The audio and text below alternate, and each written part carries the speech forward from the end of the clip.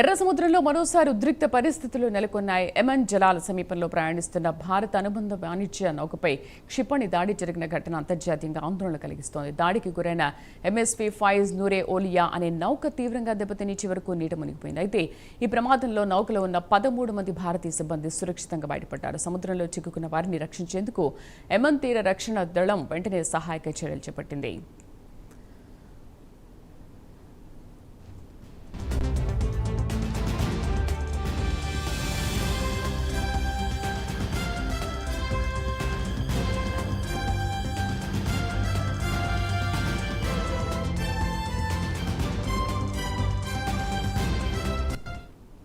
Yemen తీర ప్రాంతానికి సమీపంలో ప్రయాణిస్తున్న సమయంలో నౌకపై క్షిపణి దాడి జరిగినట్లు సమాచారం. దాడి అనంతరం నౌకలో భారీ నష్టం వాటిల్లి కొద్దిసేపటికే అది సముద్రంలో మునిగిపోయింది. ప్రమాద సంకేతాలు అందుకున్న వెంటనే యెమెన్ తీర రక్షణ దళం ఘటనా స్థలానికి చేరుకుని సహాయక చర్యలు ప్రారంభించింది. నౌకలో ఉన్న మొత్తం 13 మంది భారతీయ సిబ్బందిని సురక్షితంగా బయటకు తీసుకొచ్చినట్లు అధికారులు వెల్లడించారు.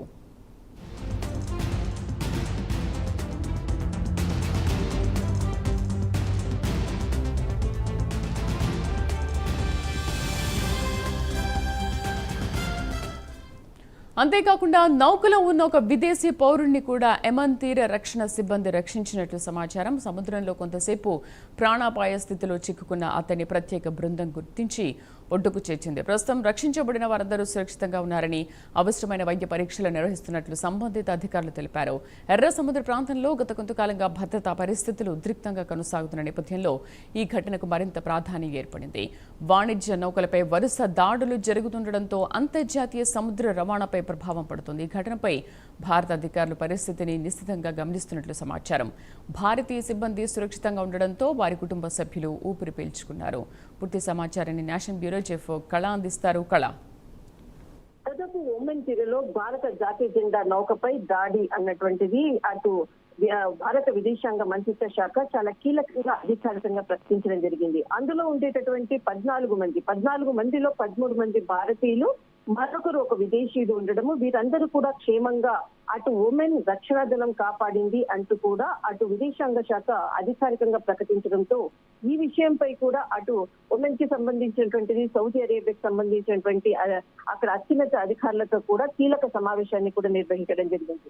దాదాపు వరుస ఇటు దాడులు గత 2 నెలల నుంచి కూడా జరుగుతున్నటువంటి ఏదైతే దాడులు ఆ ప్రభావం అనుకోవచ్చు. భారత నౌకలపై ఇటు భారత జాతీయ జెండా ఉన్నా కూడా దాడులు చేస్తున్నటువంటిది చాలా కీలకంగా జరుగుతున్నటువంటి పరిణామం.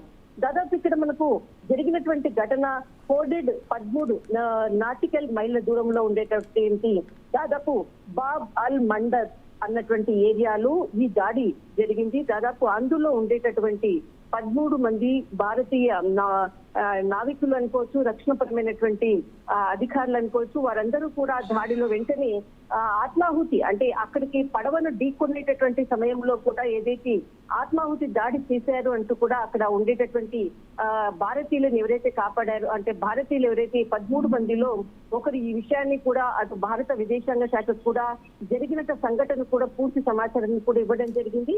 దాదాపు ఇది తీవ్ర ఆందోళన కలిగిస్తున్నటువంటిది. వరుస దాడులు భారతీయ నౌకలపై జాతీయ జెండా ఉన్నా కూడా నౌకలపై దాడులు జరుగుతూ ఉన్నాయి. ఈ ఘటనపై కూడా అటు భారత విదేశాంగ శాఖ సీరియస్ కావడము, ఖచ్చితంగా దీనిని ఖండిస్తున్నాం, తీవ్రంగా ఖండిస్తున్నాము. ఈ విధంగా నౌకలపై దాడులు చేయడం ఇరు దేశాల మధ్య విదేశాంగ విధానంపై ప్రభావం చూస్తుంది అంటూ కూడా కొంత హెచ్చరిక జారీ చేయడం జరిగింది. రైట్ కళ, thank you for the update.